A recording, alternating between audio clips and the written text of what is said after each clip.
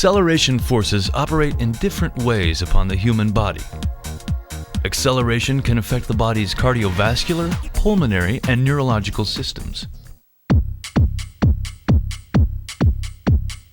Most general aviation pilots are not exposed to the same high accelerations that aerobatic and military pilots must endure.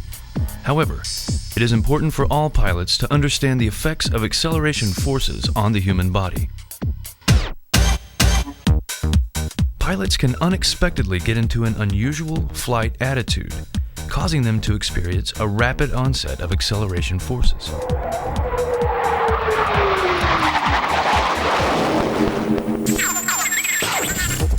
Speed is defined as the rate of motion. It is the distance one travels in a certain amount of time.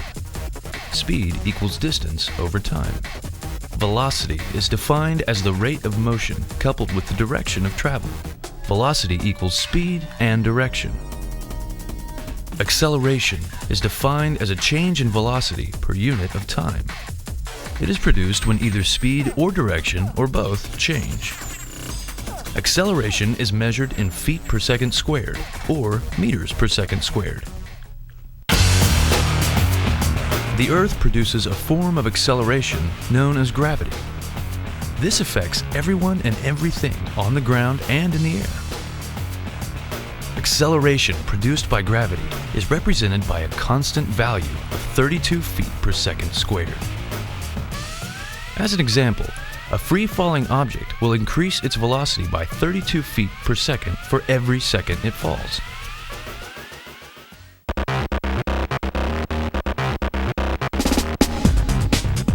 The three types of acceleration are linear, radial, also called centrifugal, and angular. Let's look at what each type of acceleration represents.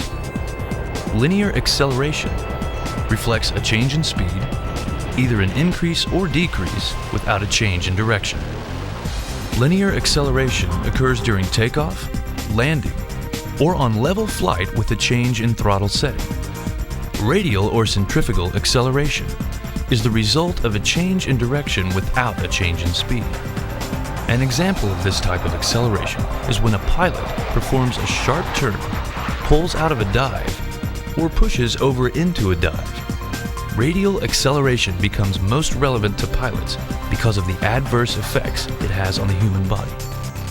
Angular acceleration results from a simultaneous change in both speed and direction.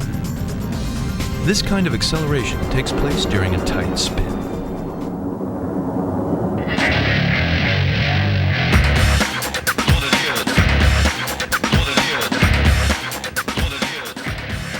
To better understand the effects of acceleration on the human body, it is necessary to discuss in more detail the concept of g-forces. Inertial force is a result of acceleration produced by Earth's gravity. This force acting upon a mass is termed 1g. In aviation, we refer to g-forces as forces resulting from acceleration exposure. For example, an airplane capable of pulling 7 Gs can expose the pilot to acceleration intensity 7 times the force of Earth's gravity. To imagine what a G-force experience is like, envision that your body weight has suddenly increased 7 times. Then try to perform ordinary movements like moving your head, arms, or legs. A pilot weighing 150 pounds on Earth would weigh the equivalent of 1,050 pounds at 7 Gs.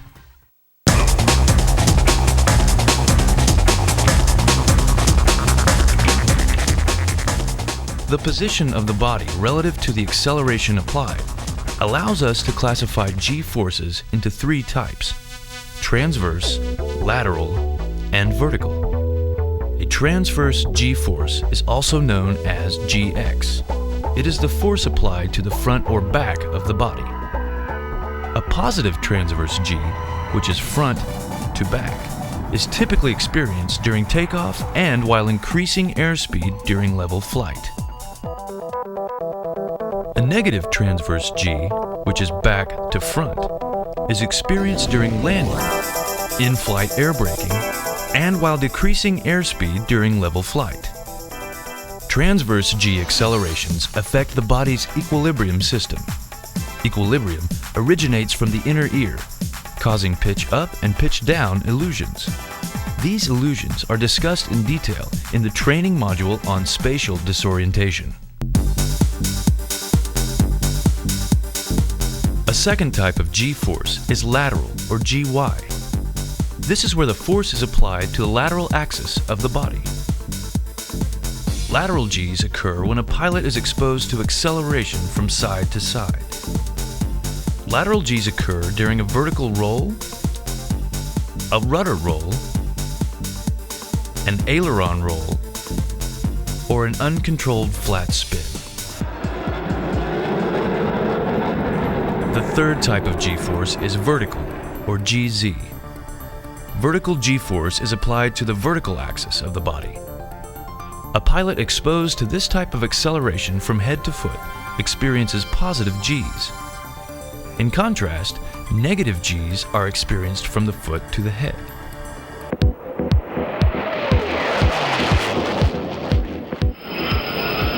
Positive vertical Gs are usually experienced during sharp turns, an inside loop, or while pulling out of a dive. Similarly, you can experience negative vertical Gs during an inverted turn, an inverted loop, or while pushing over into a dive.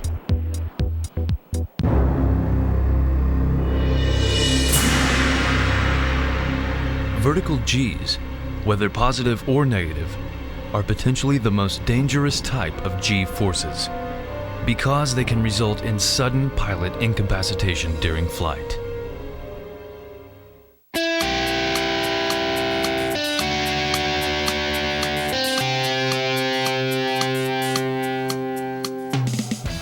There are several factors about G-forces that impact an individual's tolerance level. Magnitude of the G-force is the number associated with the amount of G-force applied to the body. For example, a low magnitude G-force is more tolerable than a high one. General aviation pilots are rarely exposed to positive vertical Gs higher than 2.5, while fighter pilots are routinely exposed to 7 or more positive vertical Gs.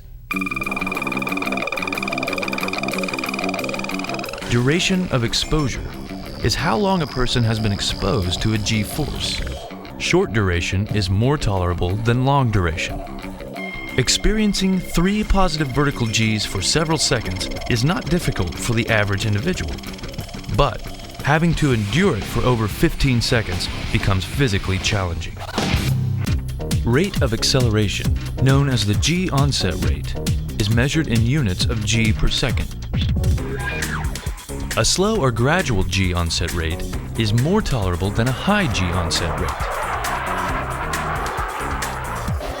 Acceleration exposure from 0 to 7 positive vertical Gs at a rate of 1/10 of 1 G per second is more tolerable than a rate of 1 G per second.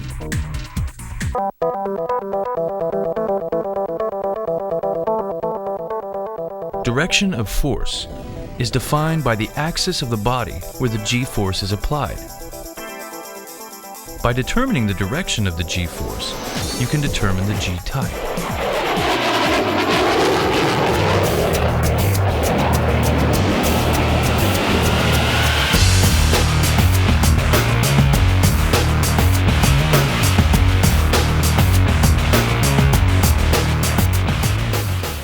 Exposure to vertical positive Gs can result in sudden in-flight incapacitation. Exposure to transverse Gs can cause breathing difficulties. Exposure to lateral Gs can cause problems in maintaining yoke or stick control of the aircraft. Now we go up to 90 the other direction, a couple G's pulling back. Heart to eye distance. The greater the vertical distance between the eyes and the heart, the lower the individual tolerance of exposure to positive vertical Gs. In other words, the greater the distance between the heart and eyes, the more difficult it is for the heart to pump enough blood to the brain and eyes during exposure to positive vertical Gs. Furthermore, a pilot seated in an upright position has a lower tolerance to positive vertical Gs than a pilot seated in a reclined position.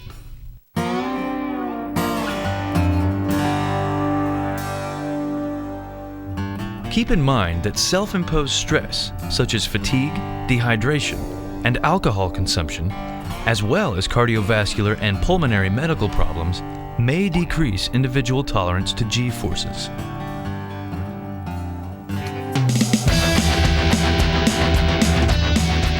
Remember, you are exposed to a G force from your head to your feet when you perform a sharp turn or an inside loop.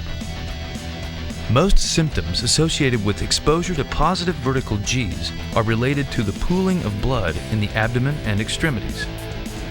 This results in an inability of the blood to reach critical organs, such as the brain and eyes. When blood pools into your lower body and extremities, the blood supply to your brain decreases, which then leads to oxygen deprivation. Since the eyes are an extension of the brain and are vulnerable to the lack of oxygen, eyes are most likely to be affected by the exposure of positive vertical Gs.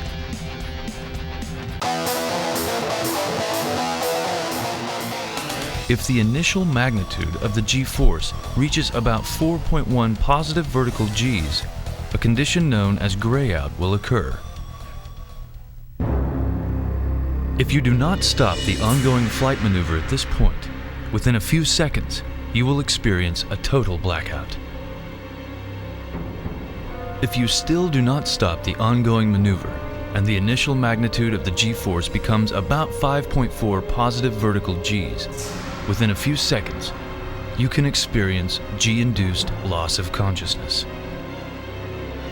This is also known as G-lock, which can result in losing control of the aircraft.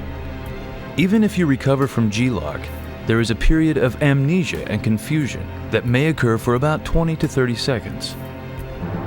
This can also result in impaired aircraft control, which can be critical if you are at low altitude. The progression of symptoms from grayout to blackout and then to G-lock can occur very quickly depending upon the G onset rate. Having a high rate of 7 Gs per second, one can experience G-lock in about 4 to 7 seconds.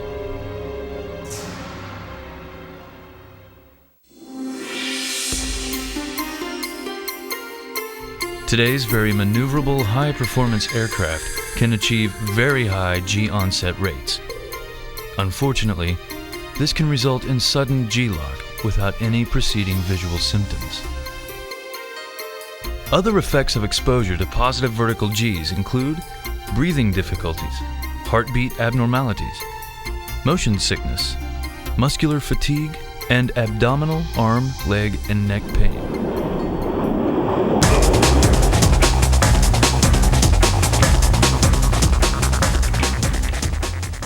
Military and civilian aerobatic pilots sometimes use anti-G suits, anti-G straining maneuvers, and a change in posture to increase or prolong positive vertical G tolerance. An anti-G suit consists of a series of air bladders attached tightly around the legs and the abdomen. These bladders automatically inflate during exposure to positive Gs. When inflated, the abdomen and legs are squeezed and the blood in the upper body is prevented from pooling in the legs. This enhances the blood flow to the brain. When the air bladder over the stomach is inflated, it also helps lift the diaphragm, which in turn elevates the heart and decreases its distance to the brain and eyes.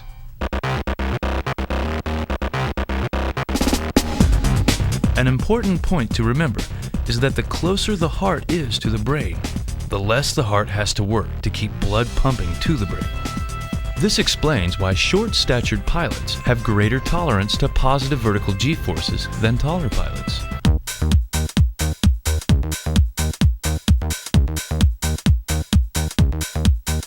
The anti-G straining maneuver consists of special breathing and muscle tensing techniques.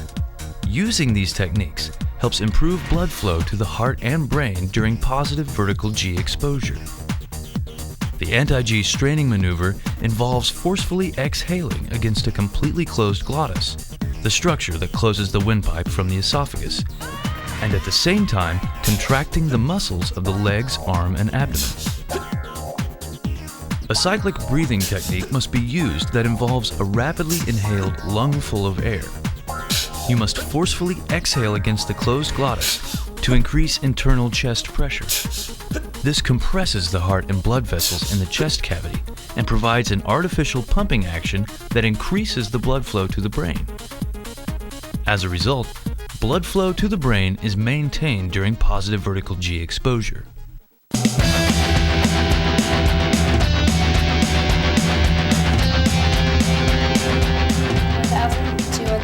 3 1,000, 1 1,000, 2 1,000. This breathing technique must be completed once every 3 to 5 seconds. If the breathing cycle is too fast, less than every 3 seconds, then internal chest pressure cannot be maintained. Fatigue, hyperventilation, and G loss of consciousness can occur. If the breathing cycle is too slow, more than every 5 seconds, then chest pressure remains too high and the return of blood to the heart is restricted. This results in reduced blood flow to the brain. The simultaneous tensing of leg and abdominal muscles with the anti-G straining maneuver helps reduce the pooling of blood in the lower extremities and facilitates the return of blood to the heart so that it can be pumped to the brain.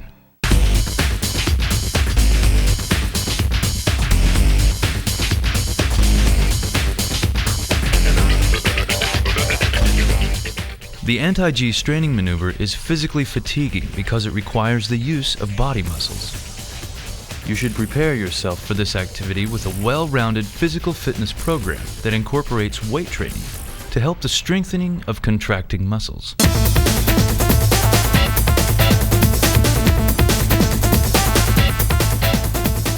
While aerobic exercise produces a healthy low blood pressure, excessive aerobic exercise may reduce the blood pressure to a level that will actually decrease an individual's tolerance to G forces.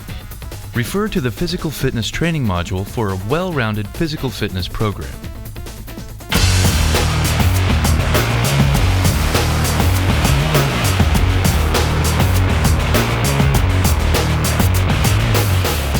In-flight postural modification is another technique that increases tolerance to positive vertical Gs.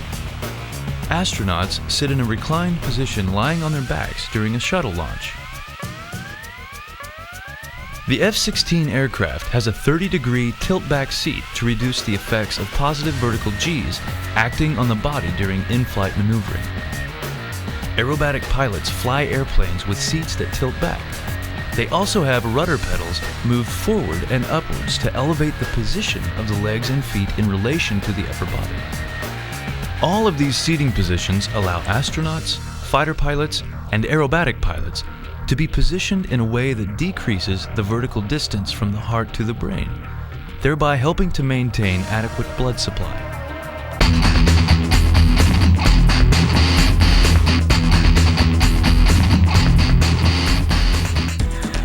Human tolerance to negative vertical Gs is lower when compared to positive Gs.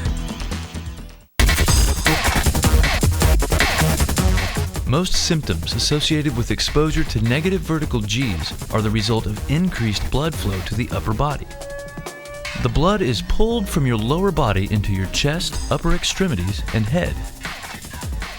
The symptoms are similar to those experienced when your body is in an upside-down position, but the severity of such symptoms is much greater. The most common symptoms of exposure to negative vertical Gs include sensation of weightlessness, sensation of congestion or fullness of the head and face, swelling of the face, headache, bleeding from the small blood vessels in the white parts of the eye discomfort or pain, and mental confusion. The term readout is sometimes used to describe what a person sees in a negative vertical G environment. This has nothing to do with blood in the eye. Although there is not much research on this topic, Most physiologists believe that the lower eyelids cover the eyes during the negative vertical G, and what you see is the light through the eyelids with a red tint.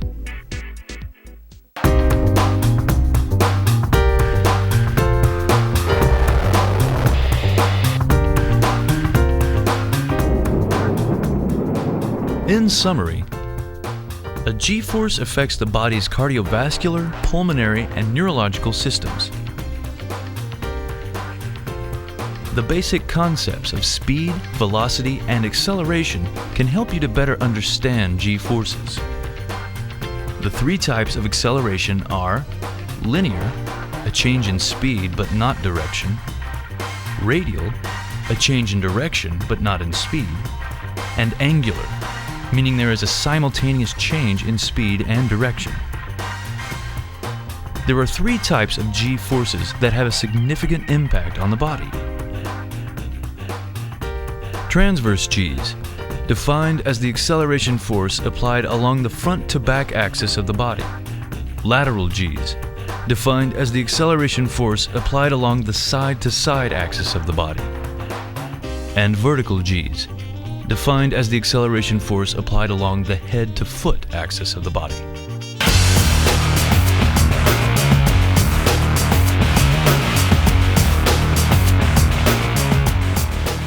There are several factors about G-forces that have important implications for individual tolerance limits, including the magnitude of the G-force. The greater the magnitude, the lower the tolerance. Duration of exposure. The longer the exposure, the lower the tolerance. Rate of acceleration. The higher the onset rate, the lower the tolerance. Direction of the force, defined by the axis of the body where the G-force is applied. Heart to eye distance. The shorter the distance between the heart and brain, the greater the tolerance to positive vertical Gs. A pilot seated in a reclined position has a greater tolerance to positive Gs than a pilot in an upright position.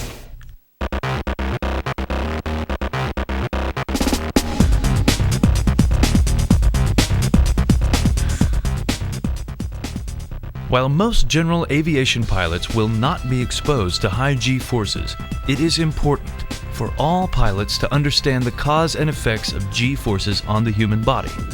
Having a better understanding of acceleration in aviation can make for a safer, more responsive flight.